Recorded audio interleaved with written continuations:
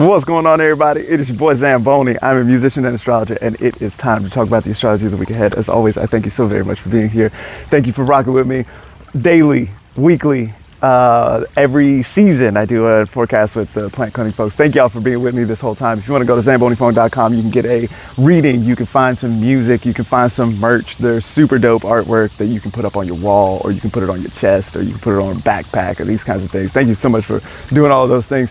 I am still working on, I just finished my fundamentals course. So shout out to everybody who was in the fundamentals course. Shout out to you. Appreciate you, boo-boo. I'm now revamping that, and I'm going to release a next one now. We got big Mercury retrograde energy going on right now. That's good for revision and revising things. And so I am doing that on the course. And so keep your eyes peeled. Stay tuned for the next one that's coming up. In the meantime, there's plenty of fun stuff to check out at zamboniphone.com. Let's talk about the astrology of the week ahead. So this week we have full moon tomorrow. We got a full moon in Aquarius. That is going to be opposite to the sun in Leo, obviously, because that's what the full moon is. It is the opposition between the sun and the moon. And so the moon in Aquarius is going to be opposite to the sun there in Leo.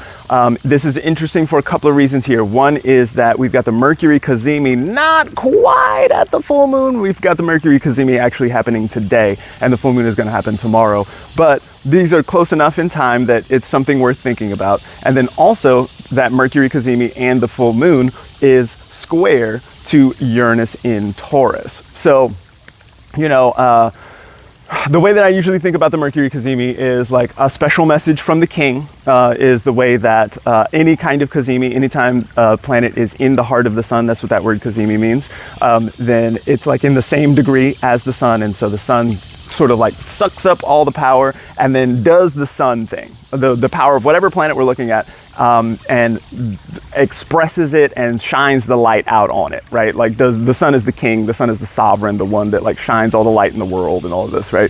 And so the sun sort of takes the energy of whatever that planet is trying to do. In this case, it's Mercury retrograde. So Mercury retrograde is, like I said, revision, review. All the words are going to come up here, right? We're going to take another look at it, and we're going to sort of examine things another time, and then maybe come to, especially with the Cazimi, the Mercury or the retrograde Cazimi, I think that there might be some kind of like, I get it now. I had all this bullshit happen, right? I had some kind of miscommunications, or something went to the wrong place. There was some kind of error in my messaging or information somewhere, right? Mercury retrograde things.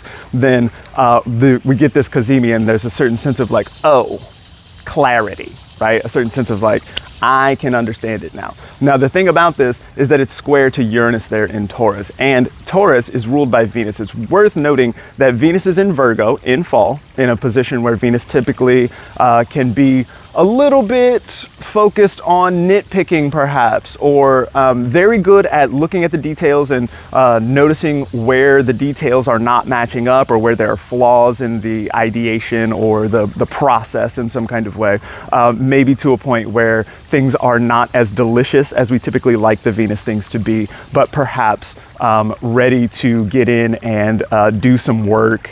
Like the thing about Venus and Virgo is you gotta remember to not let the perfect be the enemy of the good, right? Venus in Virgo is very focused on perfection, and sometimes that perfection can be less than good, right? Venus in Virgo can have trouble publishing things because it's never quite good enough, that kind of thing, right? So Venus is in fall in Virgo, but then also making a square to Mars in Gemini, and making an opposition to Saturn in Pisces. And so the opposition, I think, is happening today, tomorrow, something like that. And then that square to Mars is kind of building up all week, and then Thursday and Friday it's like kind of at its peak. And so Venus here is in a situation where this is as malefic a Venus as we can possibly get, right? This is a Venus that is ready to get in your face and say, think about Mars and Gemini. Mars, that's Mars Mercury, right? So we're thinking like angry words or aggressive sentences or something like this, right? And then that being you know, the Venus sort of having nitpicking to go on here and this kind of thing. And then also that opposition to Saturn looking like there's some boundaries, obstacles, negations, got to say no to some shit, right? Got to cut some shit out. So this Venus looks like it really wants to be in your face, talking about things that are the little details that may or may not actually matter, right? Now this is interesting because this is the Venus that is ruling that Uranus in Taurus, who is square to the Mercury cazimi and the full moon in Aquarius. So typically, Uranus is the planet of surprises, upset, breakups, breakdowns, breakthroughs, break free, all this sort of stuff. Liberation is very well associated with Uranus, and surprises, things just coming out of left field and like out of the blue dynamics. This is big Uranus energy, right? Sometimes I like to think about Uranus as being associated with that eureka or aha moment, right? Like the light bulb moment can happen here. But again, this is ruled by the most malefic Venus possible, basically.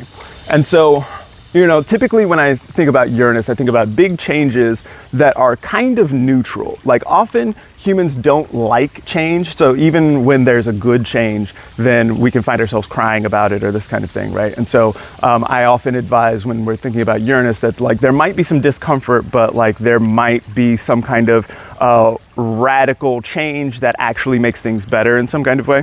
And that's still possible here, but like, you know, this looks like a Uranus who's ready to break something, maybe like for the sake of breaking things, just like a certain sense of like, I hate being walled in the way that I am, and so I'm gonna break some shit, even if I don't necessarily have a vision of the future or something that I am like trying to work toward. I am just like in a mood to break some shit. So that sort of thing might be going on here with the full moon. Let's not forget that the full moon, that's like high tide as far as the emotional stuff is concerned as well, right? So like we get really big feelings with that full moon, and with that Mercury retrograde at the same time, we've been like messing with all type of errors and miscommunications and people saying shit and then maybe taking it the wrong way, or taking it like, you know, thinking that there might be an undertone there or some double entendre and being like, you said what? And like have to fight about it and this kind of thing, right? So this is a situation, it looks volatile. It looks very volatile. This looks like a moment where things want to flip out and get out of hand. So if you note this going in, then it might be a good time to remember your breath, remember to move slowly, remember to one thing that's going to be difficult throughout all of this is to zoom out and see the big picture, because that Venus in Virgo is so strong that wants to zoom in on the little details and the faults and flaws that might be going on there. To zoom out and see the big picture, let's not forget that Jupiter is involved here as well. Jupiter is in Gemini there with Mars, and also square to Saturn and Venus. This is not our strongest Jupiter. Jupiter in Gemini is like in detriment, in exile, as far away from home as possible, and so not necessarily very good at doing the Jupiter things, but it's still present here in this dynamic. And so it could be a good idea to zoom out to see what kind of overarching narrative might be going on here. I like the idea of discovering a meta narrative of some sort, like not just this particular story that we're navigating, that we're dealing with, right? Like it's very easy in this, in the way that the amygdala media cycle goes, it's very easy to get caught up in this one issue and forget all of the other issues that have been going on. But this is probably a good time to notice how, okay, so the little details aren't matching up in this story, and so there's confusion, and maybe we need to talk about that. But how does this connect to the other stories that have been going on, and how does this connect to where we think we might be going? Like what kind of overarching narrative can we make here in order to understand the more global flow about what's happening? As I said here, there's a Mercury cazimi in the retrograde cazimi, which might be very good for a bit of an aha and understanding. And it looks like it wants to be a bit of an uncomfortable understanding. However, there is a kind of advantage in even acknowledging uncomfortable truth that might be useful. Let's remember that Venus in Virgo is very useful, right? If you have, there's a practical goal if you have something to work at, to try to build, to fix, or something like this, then even if it sucks that it's wrong, it can be made right. Check out ZamboniFunk.com. Appreciate you.